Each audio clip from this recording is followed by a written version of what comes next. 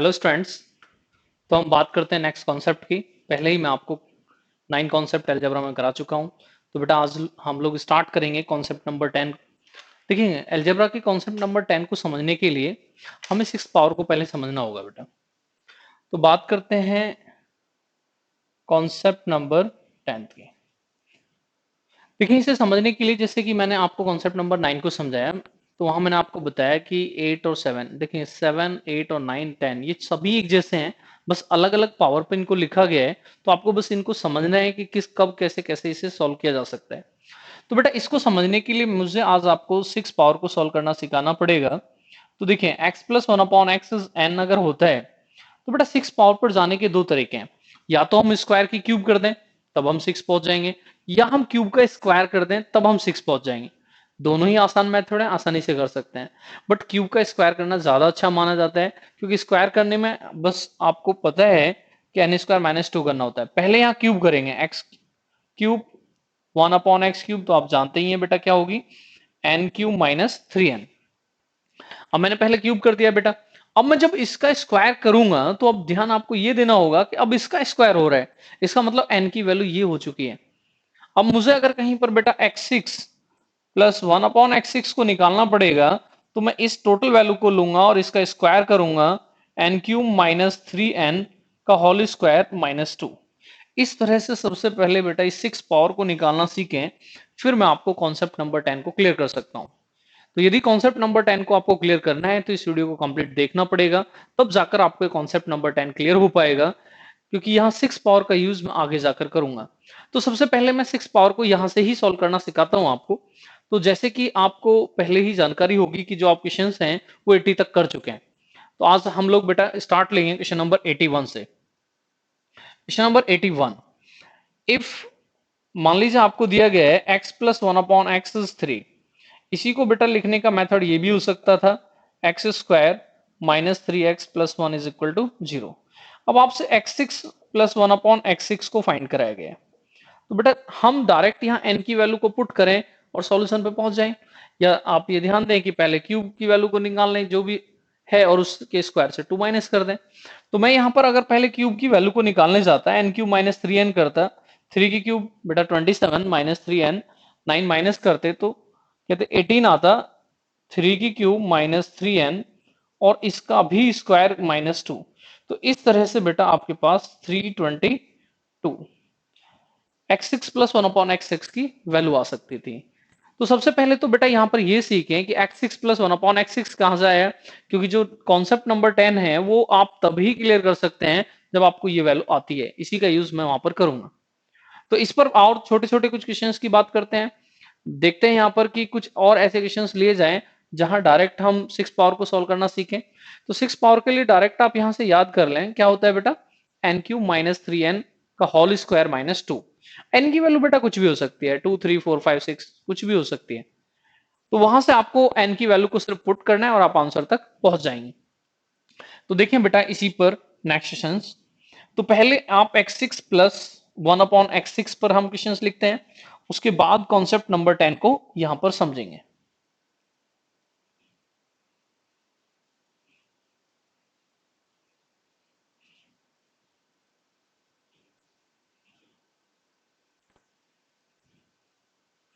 देखिए बच्चों question number 82,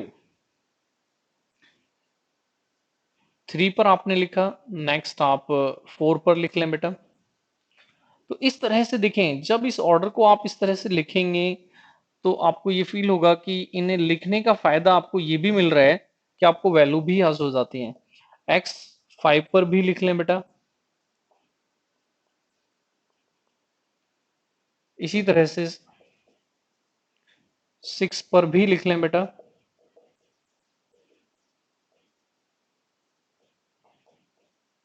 और 2 पर भी लिख लें।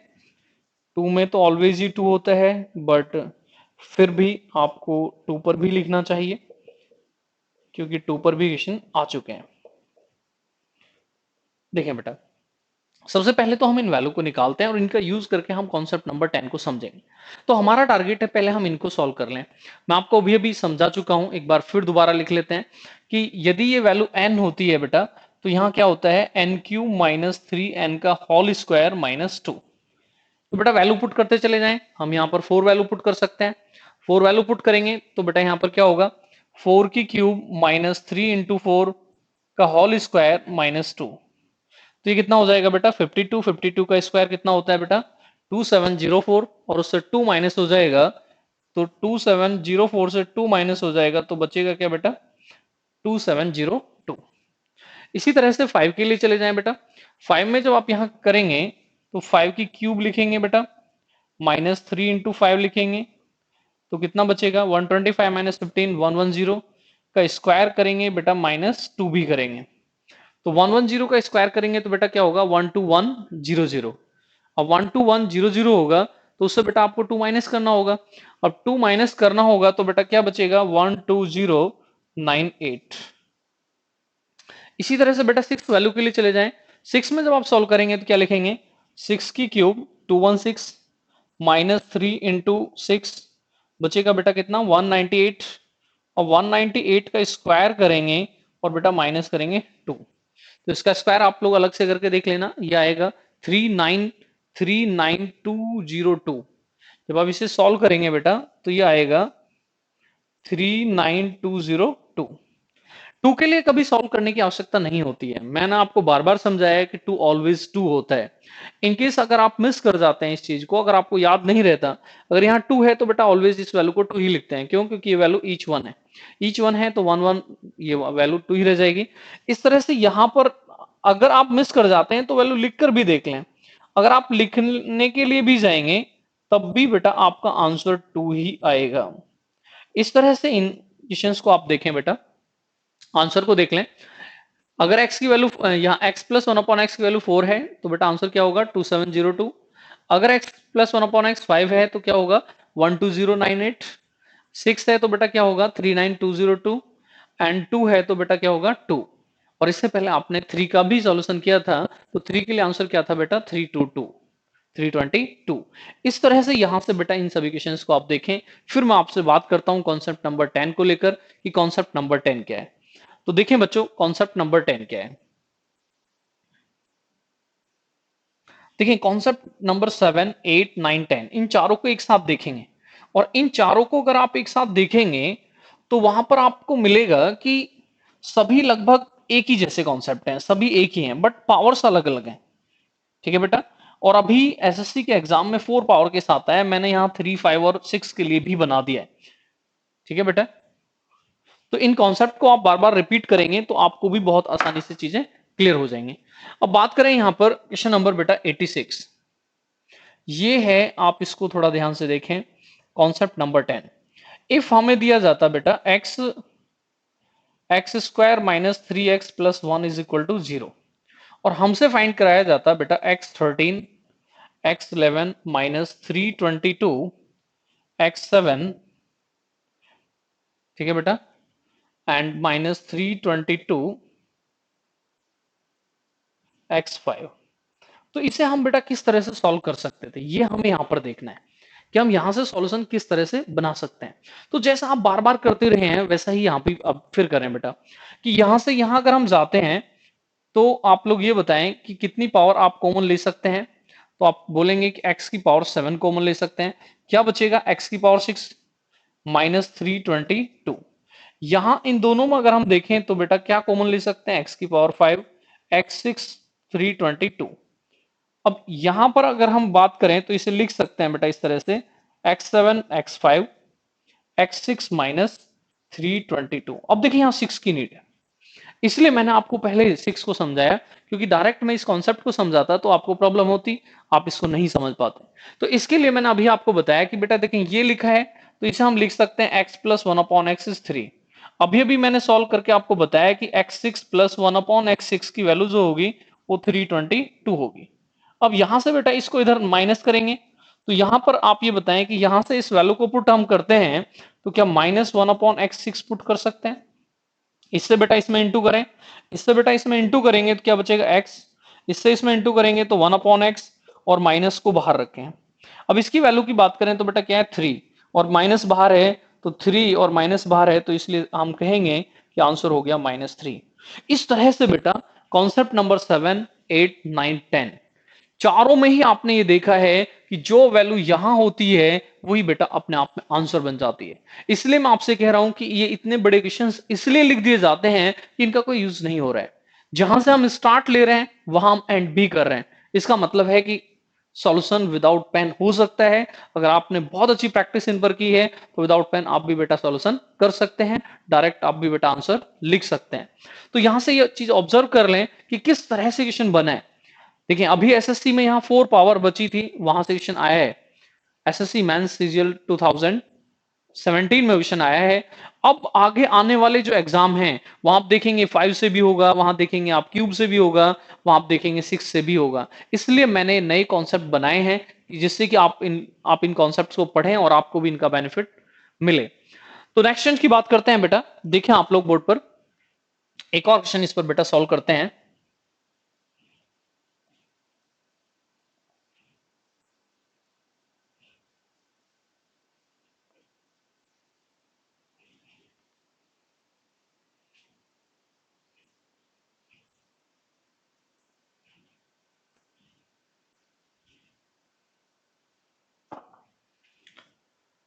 नेक्स्ट बेटा क्वेश्चन नंबर 87।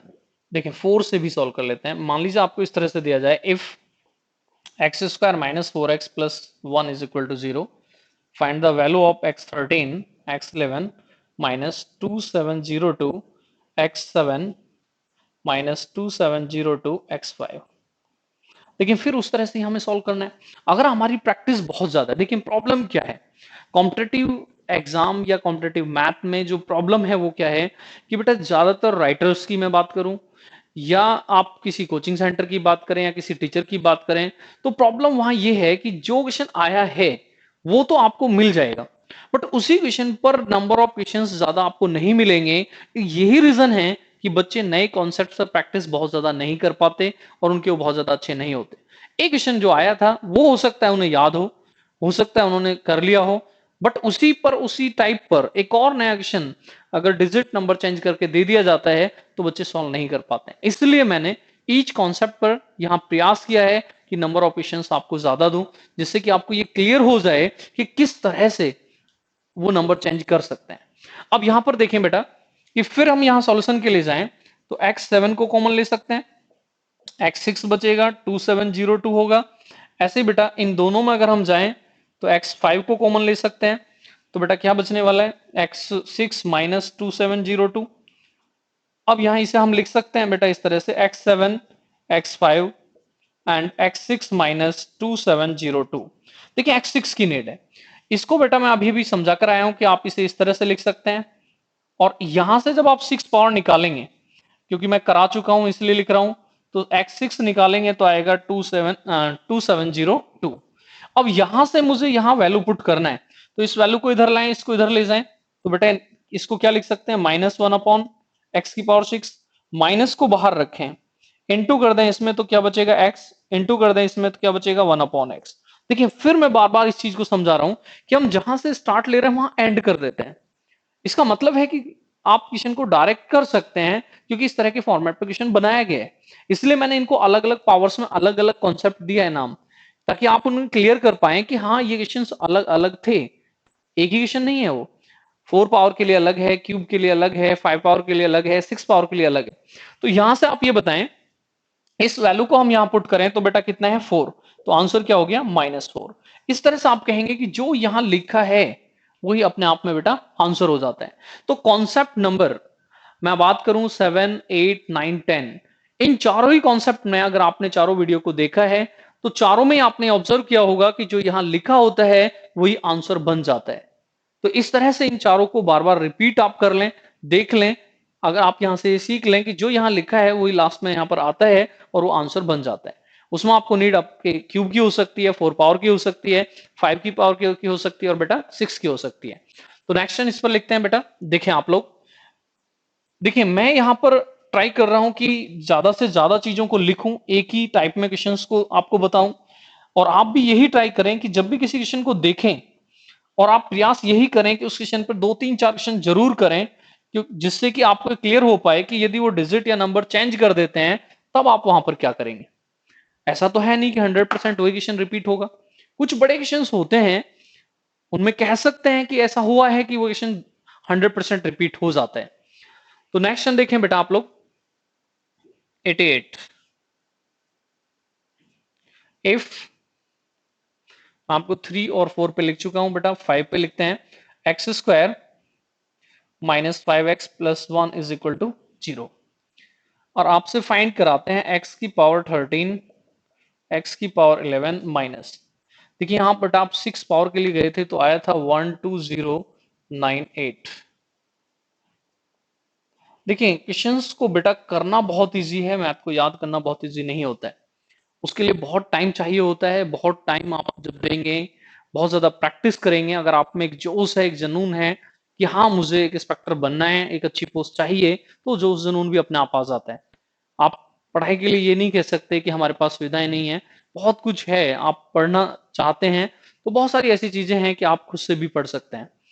तो देखिए यहां पर अगर हम इनमें कॉमन लेने के लिए जाते हैं इसको, या पहले क्वेश्चन लिख लेते हैं बेटा, दो क्वेश्चन और यहां पर लिख लेते हैं 89, 6 से भी लिख लेते हैं बेटा, x square minus 6x plus 1 is equal to 0। Find जब यहां पर आप उससे कराएंगे तो 6 के लिए जो वैल्यू थी थोड़ी सी बड़ी थी, आपको शायद याद नहीं होगा, वो वैल्यू थी 39202। देखिए बेटा ये चीजें आप ऐसा ना सोचें कि मैं इन्हें बहुत जल्दी से लिख दे रहा हूं, तो आप भी लिख सकते हैं, आपको भी इन पर प्रैक्टिस करनी होगी, तब जाकर आप इन्हें बहुत फास्ट लिख सकते हैं।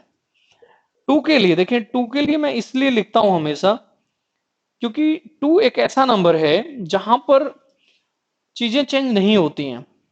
टू के लिए आप डायरेक्ट जाएं, आंसर टू ही दे दें। इस तरह के केस में